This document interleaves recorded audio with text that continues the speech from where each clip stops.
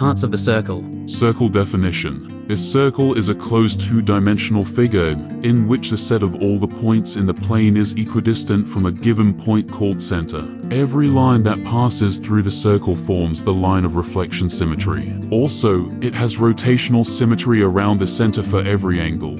Circumference of circle. The circumference of a circle is the perimeter of the circle. It is the total length of the boundary of the circle. The circumference of a circle is the product of the constant a grav and the diameter of the circle. A person walking across a circular park or a circular table to be boarded requires this metric of the circumference of a circle.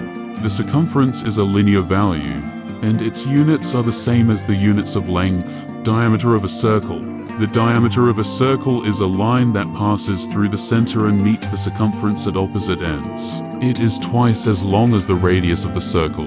In other words, the diameter of a circle is the line that passes through the center and divides the circle into two equal parts. Radius. The radius of a circle is defined as a line segment that joins the center to the boundary of a circle. The length of the radius remains the same from the center to any point on the circumference of the circle. The radius is half the length of the diameter.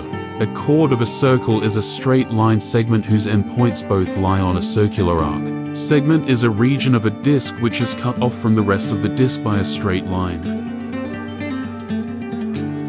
A circular sector, also known as circle sector or disk sector or simply a sector. A tangent line to a circle is a line that touches the circle at exactly one point, never entering the circle's interior. Area of a circle. The area of a circle is the space occupied by the circle in a two-dimensional plane. Alternatively, the space occupied within the boundary/circumference of a circle is called the area of the circle.